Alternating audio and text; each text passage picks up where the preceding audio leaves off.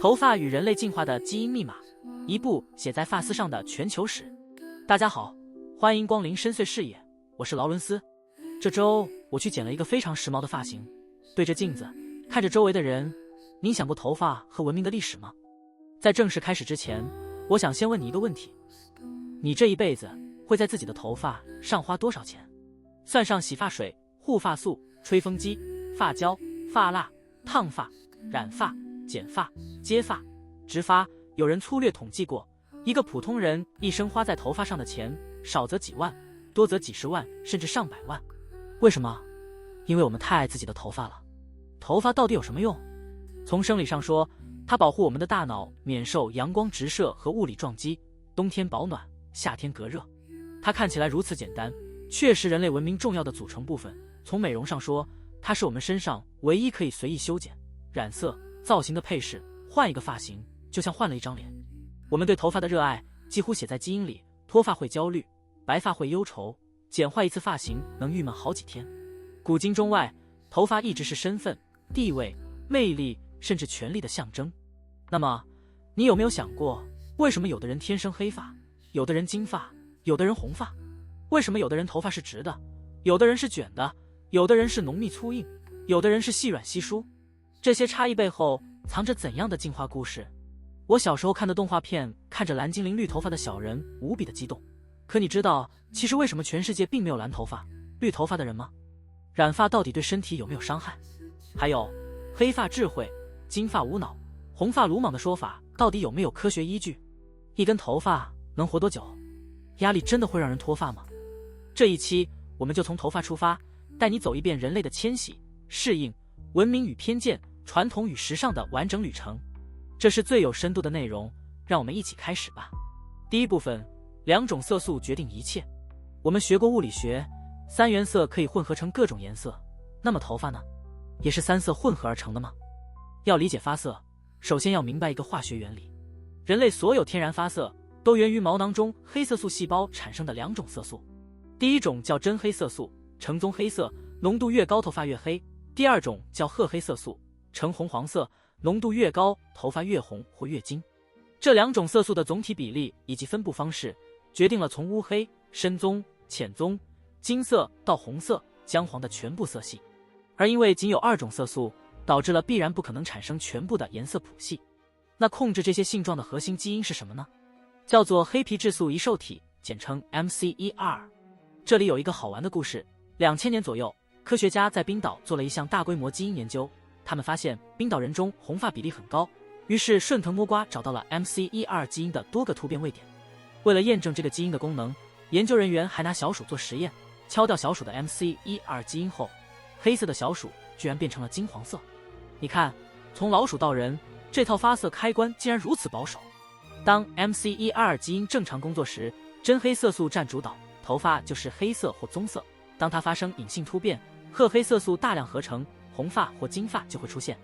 这套机制本身没有优劣之分，但不同发色在不同地理环境下，确实带来了截然不同的生存优势和代价。第二部分，黑发与棕发，人类的默认设置。我们先来看最常见的黑发。黑发是全球绝大多数人群的原生发色，覆盖了亚洲、非洲、美洲原住民以及南欧。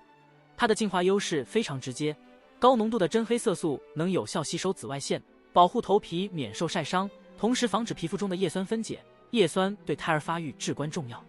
在赤道及中低纬度强日照地区，黑发是绝对的主流。说到黑发，不得不提一个历史趣闻。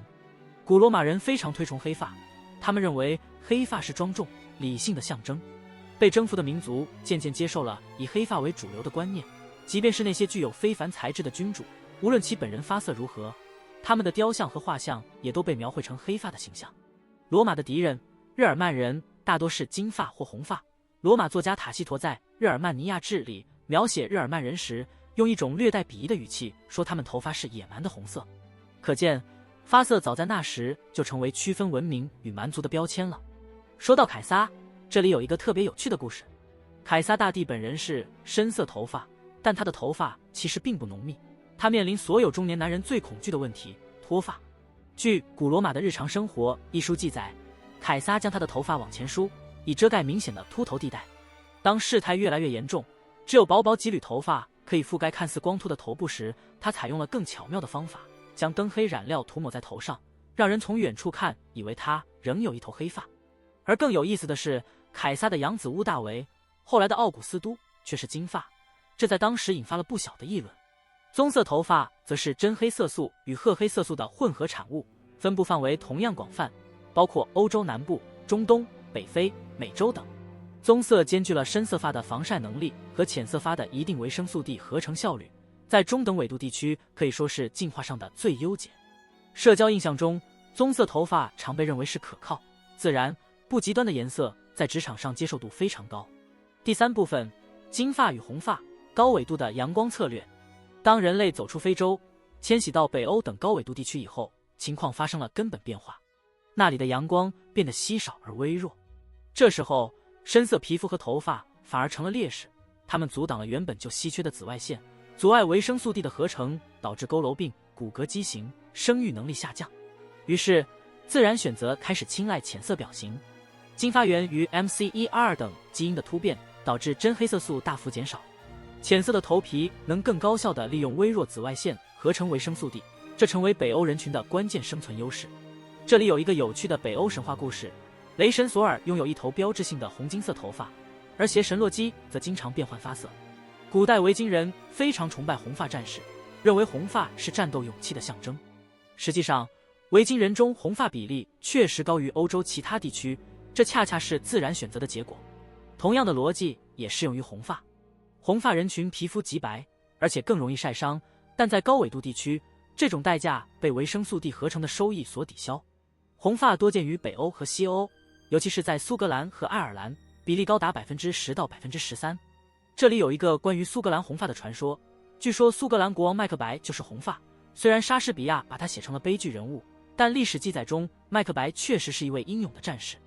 直到今天，每年8月，苏格兰和爱尔兰都会举办红发聚会，成千上万的红发人从世界各地赶来，庆祝他们独特的发色。当然，进化总是伴随着代价。金发和红发人群对阳光极为敏感，患黑色素瘤等皮肤癌的风险显著高于深发色人群。在赤道地区，这类突变会被自然选择迅速淘汰，这也解释了为什么浅色发从未在非洲、东南亚等地成为主流。介于金发与红发之间的亚麻色和姜黄色，是两种色素比例更微妙的结果。它们同样由 MC1R 弱突变引起，多见于苏格兰、爱尔兰及北欧。这些颜色被时尚界视为最迷人的发色之一，兼具金色的明亮和红色的温暖。比如英国哈利王子的头发就常被描述为姜黄色而非纯红色。第四部分，那些不存在的天然发色。那么，为什么世界上没有蓝头发、绿头发的人呢？人类天然发色的色谱其实非常有限，黑色、棕色、金色、红色、灰色、白色，仅此而已。蓝色、紫色、绿色这些奇幻发色在自然界中从未出现。原因有3个。第一，我们体内缺乏相应色素的基因，人类毛囊只能生产真黑色素和褐黑色素，没有能直接合成蓝、绿色素的酶系统。第二，我们缺乏结构色的硬件。某些动物的蓝色或绿色羽毛并非来自色素，而是通过毛发表面的微观物理结构折射光线产生的，这叫结构色。人类毛发的结构极其简单，不具备这种光学戏法。第三，进化上根本没有这个需求。即便生理上可能，绿色头发对早期人类也没有任何生存价值。绿色伪装对红绿色盲的大型猫科动物无效。蓝色头发在高纬度既不能合成维生素 D， 也不防晒，反而会因为太显眼增加被捕食风险。所以，当你看到任何非黑、棕、金、红、灰白色的头发，几乎可以肯定是人工染色的结果。这里补充一个冷知识，历史上曾经有人试图通过饮食改变发色。16世纪时，西班牙殖民者在南美洲发现，当地土着用一种叫做胭脂虫的昆虫提取红色染料染头发，但无论吃多少这种虫子，头发颜色都不会变，因为色素无法通过消化系统进入毛囊。现代那些号称吃黑芝麻能让白发变黑的说法，其实也没有科学依据。第5部分，头发的质地、基因与环境共舞。除了颜色，头发的质地也是人种差异的重要标志。为什么有的人头发又粗又硬，有的人又细又软？为什么有的人是自然卷，有的人是直发？这些特征背后同样有进化的故事。头发直径主要由毛囊的大小和形状决定。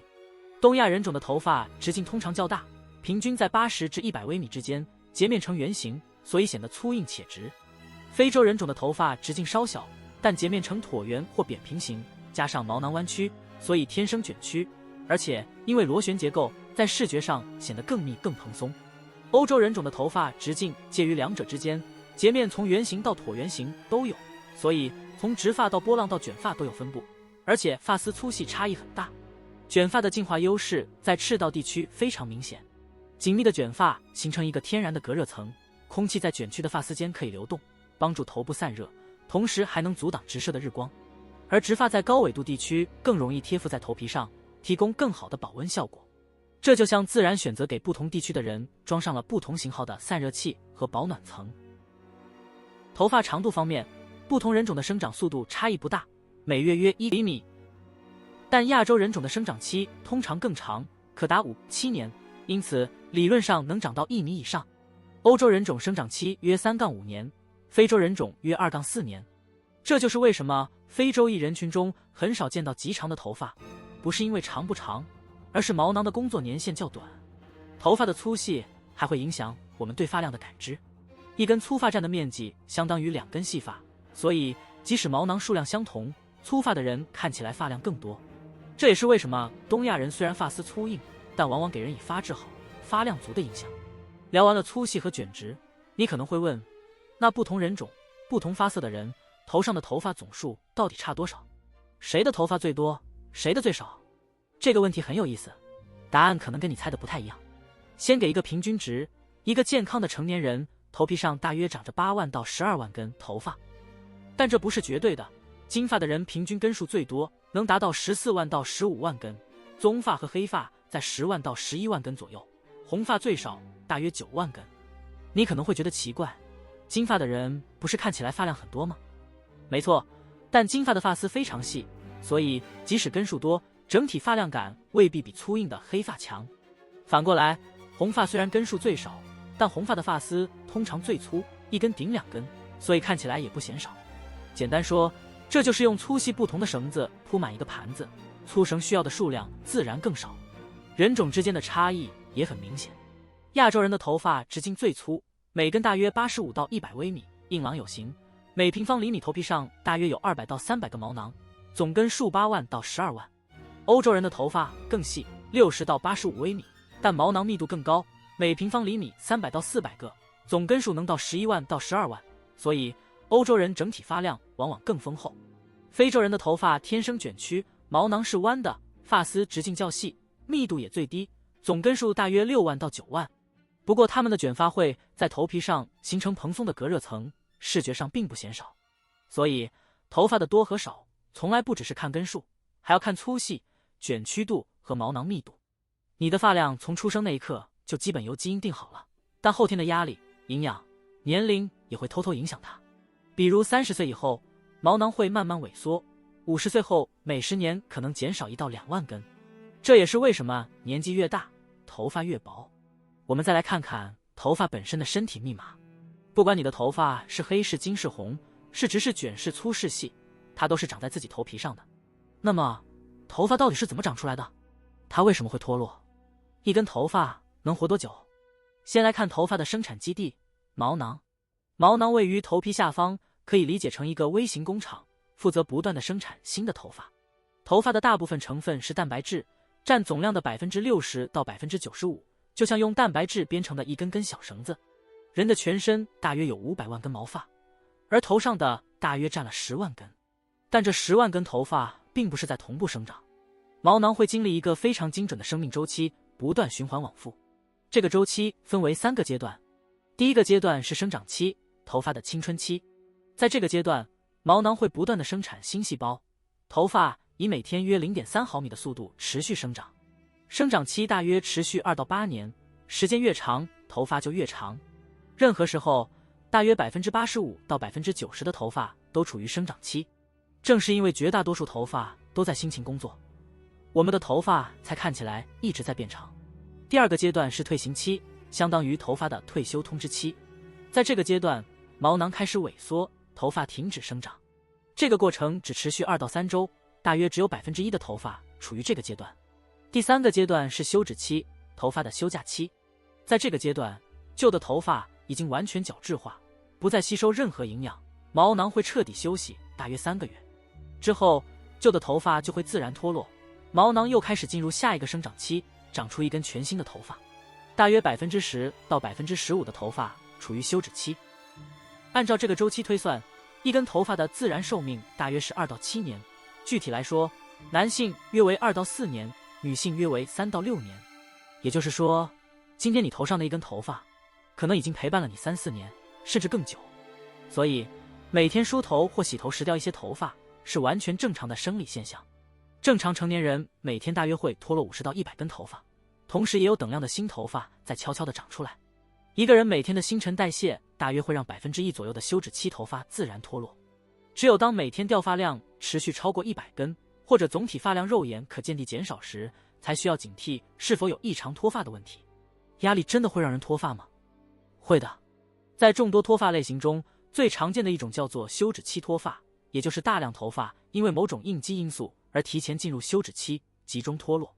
会导致休止期脱发的因素有很多，分娩后激素水平的剧烈变化、重大外科手术、生重病、快速减肥、营养不良、精神压力过大，这些因素都可能打乱毛囊的正常周期，使大量头发提前下岗。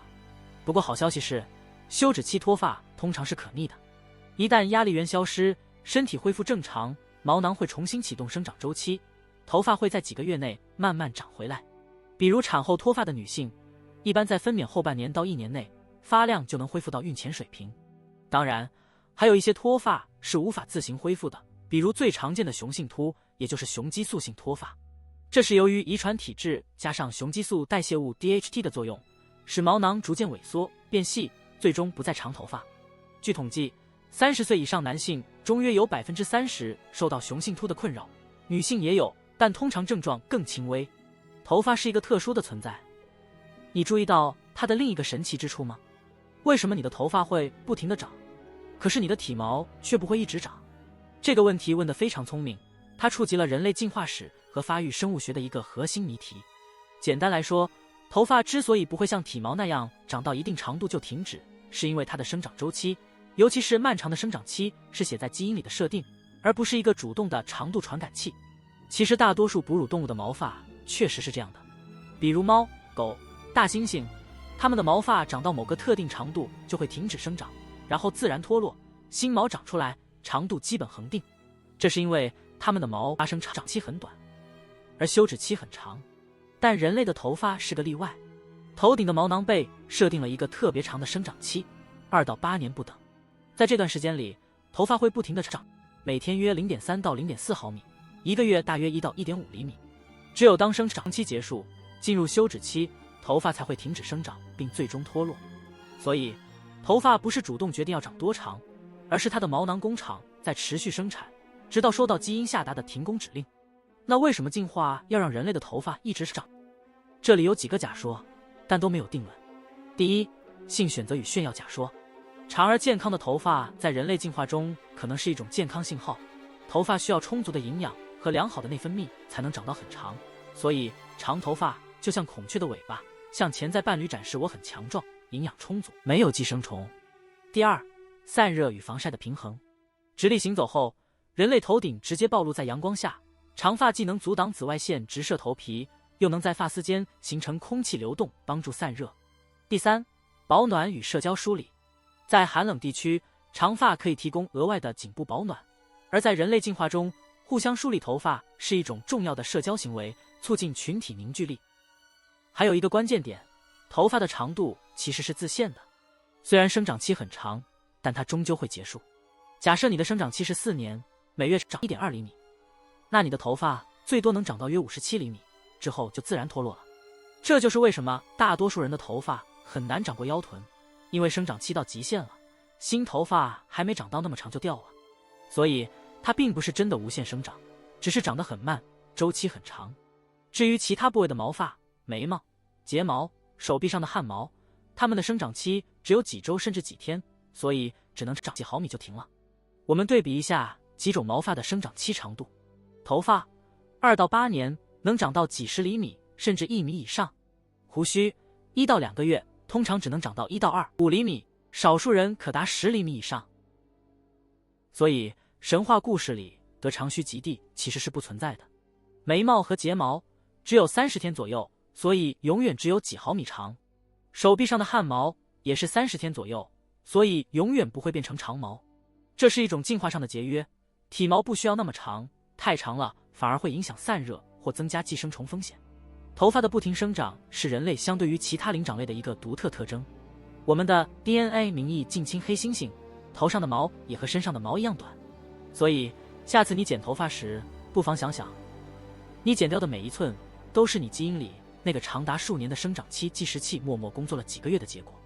第6部分，灰发与白发，色素工厂的停摆与一夜白头的真相。随着年龄增长，毛囊中的黑色素细胞会逐渐衰老减少，直到完全停止生产色素。新长出的头发就呈现灰色，也就是少量残留色素，或者白色，完全没有色素。第一根白发通常出现在30到40岁，但个体差异极大，受基因、自身免疫疾病或长期压力的影响。关于白发，最著名的传说莫过于一夜白头。中国有伍子胥的故事，他为了躲避楚王的追杀，在过昭关时因为极度焦虑，一夜之间黑发变成了白发。西方则有玛丽·安托瓦内特，这位法国王后在法国大革命后随王室入狱，被送上断头台的前一晚，头发全白，因此一夜白头在欧美也被称为玛丽·安托瓦内特综合征。英国作家查尔斯·狄更斯也在《双城记》中描写过类似的场景。还有梁羽生《白发魔女传》中的列尼长，因为感情受挫而一夜白头，成为武侠小说中的经典形象。不过从科学角度看，一夜白头究竟会不会发生？我们的头发一旦长出毛囊，就已经是死亡细胞，不会再改变颜色。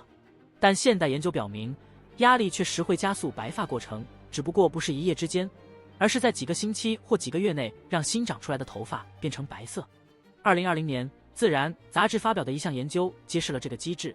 当身体承受巨大压力时，交感神经会释放一种叫做去甲肾上腺素的化学物质，它直接作用于毛囊中的黑色素干细胞，导致这些干细胞快速耗竭，失去产生黑色素的能力。换句话说，新长出来的头发没有了色素供应，自然就是白色了。更有意思的是，2025年东京大学的研究团队在《自然细胞生物学》上发表了一项颠覆性的发现：压力下长出的白发竟然是身体的自救机制。研究发现，当黑色素干细胞遭受 DNA 损伤时，它们可以选择一条衰老分化路径。虽然这会导致白发，但同时能阻止这些受损细胞无限增殖，发生癌变。而那些绕过这条路径的干细胞，则可能发展成黑色素瘤。所以，白发在某种意义上是身体为了预防癌症而进行的自我牺牲。压力下的白发，也许正是你身体在替你挡掉了一次患癌风险。灰白头发在东西方文化中曾被视为智慧与阅历的象征，比如汉语里的鹤发童颜。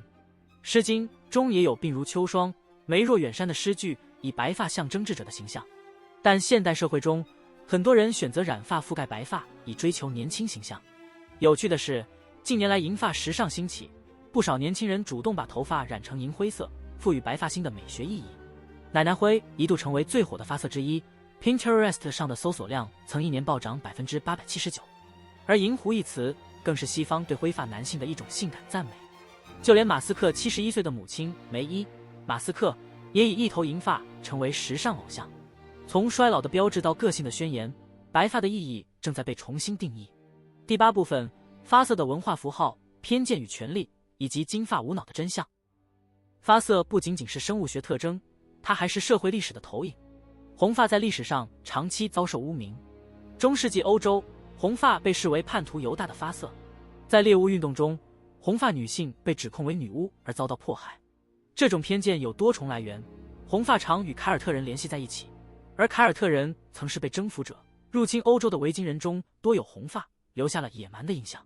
即使在近代，红发儿童在学校仍常被霸凌，被称为生姜头或胡萝卜头。然而，红发在历史中也留下过辉煌的印记。我们来看看那些著名的红发人物。身为维京人的红发埃里克，传说中他发现了格陵兰。阿基坦的埃莉诺，中世纪欧洲最有权势的女性之一，据说就是红发。还有英格兰的都铎王朝，从亨利8世到他的女儿伊丽莎白一世，都铎王室以红发著称，尤其是伊丽莎白一世登基时只有25岁，她面容苍白，长着一双炯炯有神的眼睛和一头浓密的红头发。在都铎王朝时期，开启英格兰黄金时代的这位童贞女王以一头红发为标志，被无数肖像画记录下来。在那个红发普遍被歧视的时代，伊丽莎白一世偏偏用她的红发打造了一个女王的独特形象。她用华丽的服饰和精心打理的红发，向整个欧洲宣告，一个红发的女人也可以统治英格兰的黄金时代。还有德国的腓特烈一世，绰号红胡子，意大利语巴巴罗萨就是红胡子的意思。12世纪的神圣罗马帝国皇帝腓特烈一世留着红胡子，意大利人因为他血腥镇压伦巴第联盟，称他为赤染鬼腓特烈。后来希特勒非常崇拜他，将入侵苏联的计划命名为巴巴罗萨行动。你看，红发在历史上既有荣耀，也有污名，充满了矛盾的色彩。时代已经变了，全球只有1%到2%的天生红发，这使其成为一种稀缺资源。时尚界开始主动追捧红发模特，白皙皮肤、雀斑、红发的组合具有极高辨识度，被顶级品牌用来塑造独特形象。荷兰的红发节更成为全球红发人群的骄傲盛会。金发的遭遇更为复杂。19世纪末到20世纪上半叶，德国哲学家和人类学家将金发碧眼塑造为雅利安人的理想形象。纳粹德国极端化地利用这套种族神话，将金发树立为优等民族的标志，造成了巨大的历史悲剧。2战后，好莱坞又创造了金发尤物的刻板印象，金发女性常被预设为无知、浅薄、性感。玛丽莲·梦露将这一形象推向极致，使金发同时承载着吸引力与被轻视的矛盾标签。研究还表明，金发女性在求职晋升中可能面临歧视，被认为不如深发色者有智慧。那么，这种金发无脑的刻板印象到底是从哪里冒出来的？它可不是一天形成的，而是200多年来一步步累积的结果。西方对金发的狂热其实远早于无脑的标签。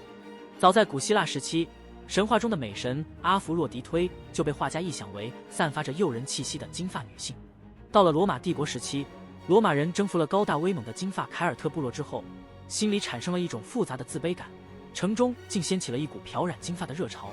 不过，罗马人内心对金发的态度其实是矛盾的，一方面崇拜她的美感，另一方面又瞧不起那些为了追逐时髦而把头发染成金色的人。金发女郎等于傻白甜这个刻板印象真正成型，要从18世纪中叶的法国说起。法国出现了一个名叫罗莎莉·杜特的女子，她凭借美貌成为富豪情妇并进入上流社会，但后来养成了说话总要停顿很久的习惯，显得十分笨拙迟钝。1775年，她的形象被写进了一出法国讽刺喜剧中，被刻画成沉默寡言、头脑迟钝的哑巴金发女郎，这被认为是历史上第一个被讽刺的无脑金发女郎原型。到了19世纪末，这个标签漂洋过海到了美国。1868年，一个英国滑稽剧团在纽约演出时，4位金发女郎穿着紧身衣跳舞取悦观众，人们普遍认为她们是只会用身体讨好观众的笨蛋。1889年，堪萨斯时代星报就曾报道说，当地不少牧师昨晚警告信众，抵制即将到当地戏院表演的一帮笨蛋金发女。进入20世纪后，电影工业的崛起彻底让金发无脑美人的形象刻进了大众的基因里。1921年，格洛维亚·斯旺森在默片《安娜托尔运势》中塑造了一个愚蠢又天真的金发女郎，结果大获成功。电影人敏锐地意识到，拍金发性感女郎远比认真讲故事更容易赚钱。到了50年代，玛丽莲·梦露横空出世，她在《7年之痒》中被地铁通风口吹起裙摆的经典画面，以及绅士喜爱金发女郎中拜金天真又性感的角色形象，将金发无脑美人这个刻板印象推向了巅峰。但科学研究的结论恰恰相反，这根本就是一个毫无根据的偏见。俄亥俄州立大学的一项全国性研究分析了上万名美国白人女性，结果发现，天然金发女性的平均智商是103.2，而棕色头发为102.7，红发为101.2，黑发为100。金发女性的智商不仅不低，反而还略高于其他发色。主持这项研究的扎格尔斯基教授直言，愚蠢的金发女郎这个刻板印象是完全错误的。研究表明，对金发女郎的任何基于智力的歧视都不应存在。更有趣的是，研究还发现，金发女性中进入最高智商类别的比例比其他发色高，进入最低智商类别的比例反而更低。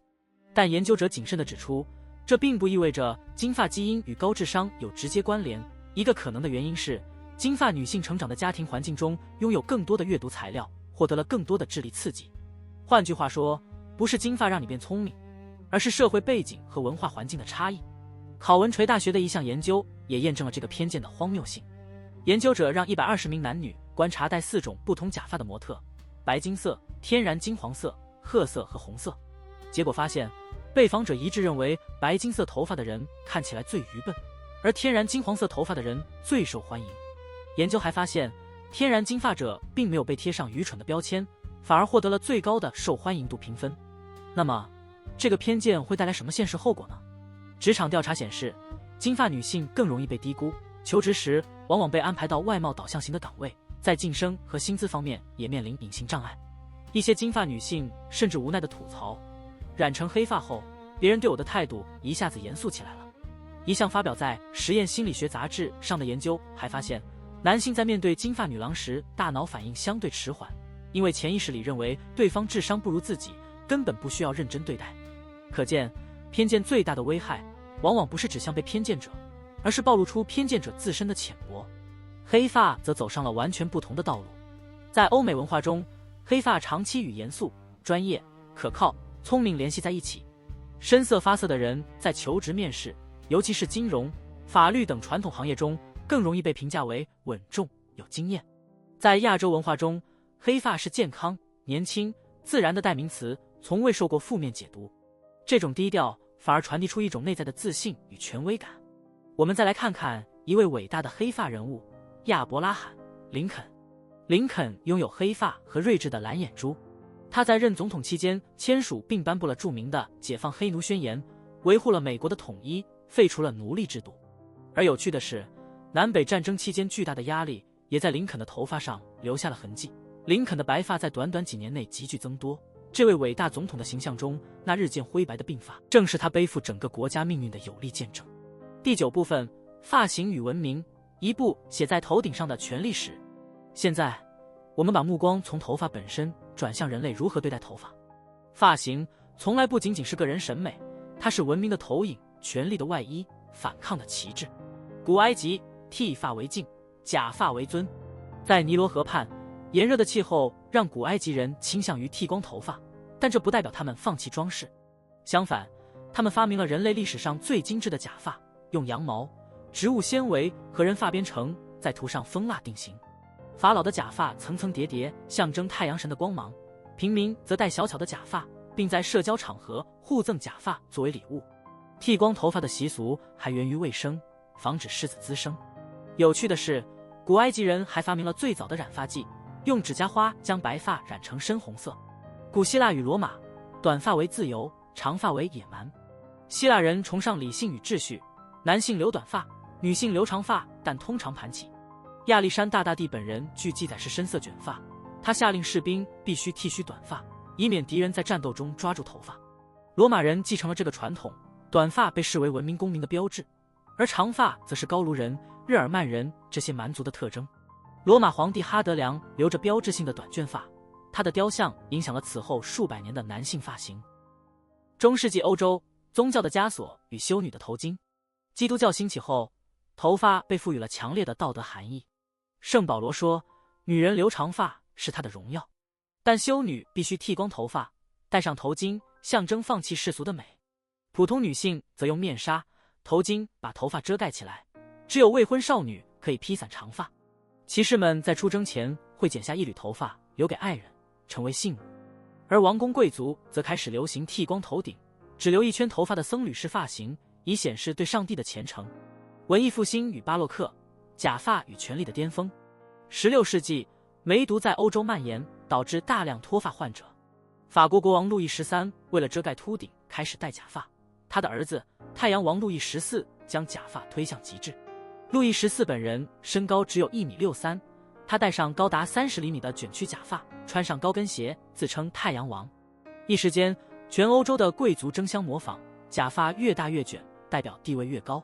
英国法官至今仍戴白色假发，就是那个时代的遗风。中国，身体发肤，受之父母。在中国文明中，头发具有神圣意义。《孝经》说，身体发肤，受之父母，不敢毁伤。成年后不剃发，指盘髻或编辫。剃发是对犯人的刑罚。中国历史中也有很多少数民族政权，比如末代王朝满清入关后推行剃发易服，强迫汉族男子剃掉前半部分头发，留金钱属伪辫，这引发了激烈的反抗，留头不留发，留发不留头。到了晚清，拖在脑后的长辫成为西方世界眼中中国人的标志。其实这个不是中国主流文化传统。辛亥革命后，剪辫子成为宣示革命的第一个动作。法国大革命与长发飘飘的浪漫主义。18世纪末，法国贵族男女沉迷于高耸入云的假发，有时高达1米，上面装饰着水果、花朵，甚至帆船模型。然而，革命风暴中，贵族们被送上断头台，断头台前的最后一个动作就是剪掉长发。革命者则留短发，被称为雅各宾派短发。到了19世纪浪漫主义时期，艺术家和诗人留起长卷发，反抗工业化的整齐划一。肖邦、李斯特的长发成为音乐天才的标志。20世纪，发型的革命与自由。1920年代，短发波波头随着爵士乐兴起，保守派惊呼女人剪短发是道德的沦丧。1960年代，披头士的蘑菇头让全球青年疯狂。1970年代，朋克们把头发染成粉色、紫色，剃出墨西干头，向主流社会宣战。1980年代，迈克尔·杰克逊的电烫卷发和麦当娜的金发成为流行符号。每一代人都用发型宣布我是谁，我不属于谁。所以发型从来不只是好看与否的问题，它是古埃及法老的神性，是罗马公民的骄傲，是中世纪修女的虔诚，是法国国王的权利，是中国人的孝道，是革命者的宣言，是年轻人的叛逆。你今天的发型无论长短卷直，都站在数千年文明史的肩膀上。第10部分，现代染发，美丽与风险之间的平衡。今天，超过1/3的女性和越来越多的男性选择改变天然发色。染发既让我们得以超越进化的限制，拥有任何想要的色彩，从银灰到粉紫，从祖母绿到电光蓝。但是，染发并非完全无害。我们来看看它的潜在风险。短期伤害方面，永久性染发剂中的氨过氧化氢对苯二胺可能引起头皮刺激和过敏反应，严重时可致面部浮肿、呼吸困难，同时还会损伤发质，使头发干枯易断。长期隐患方面，对于职业暴露人群，比如理发师或者长期高频率使用深色永久性染发剂的女性，有研究观察到膀胱癌、乳腺癌的风险轻微升高。不过对普通用户来说，1年染2到4次，目前未发现明确的总体癌症风险增加。另外，个体差异也很重要。过敏体质的人、孕妇，尤其是在前3个月，以及头皮有损伤的人，都需要格外谨慎。那么，怎样把染发的伤害降到最低呢？给你几条实用的建议。每次染发前48小时一定要做皮肤斑贴测试，取少量混合好的染发剂涂在耳后或手肘内侧观察。降低频率，每年不超过2到3次。选择更温和的产品，比如无氨或半永久染发剂。染发前1-2天不要洗头，让头皮自然分泌的油脂起到保护作用。操作时只染发中段到发尾，尽量不接触头皮。染完后充分冲洗，并使用护色洗发水和发膜进行护理。除了安全，很多人还会关心，我应该染什么颜色？其实，不同的肤色和发质适合不同的色调。暖色调皮肤搭配红色、同色或暖棕色会更和谐，冷色调皮肤则适合灰色、亚麻色或冷棕色。近年来，挂耳染、挑染、渐变染等局部染发技术越来越流行，它们既能减少染发剂对头皮和发丝的伤害，又能创造出层次感和个性。此外，暂时性染发产品如染发喷雾、发蜡、一次性染发笔也成了不少人的选择。它们不改变头发内部结构，只附着在表面，洗一次就掉，非常适合偶尔尝试新颜色的人。最后，回到我们开头的问题，你这一辈子会在头发上花多少钱？也许你已经有了自己的答案，但无论你花多少，请记住，每一缕天然发色都是几十万年进化的产物，背后有风、阳光和整个族群迁徙的故事。头发的形态是直是卷，是粗是细，是浓密是稀疏，也都是自然选择在不同纬度、不同气候条件下留下的痕迹。从凯撒为了遮盖秃顶而染黑头发，到伊丽莎白一世用红发打造女王形象，再到今天我们可以随心所欲地染任何颜色。人类从被动适应自然到主动改造自我，这本身就是我们这个物种最独特的魅力。好了，这期关于头发与人种进化、生命周期、文化偏见和金钱花费的超长视频就到这里。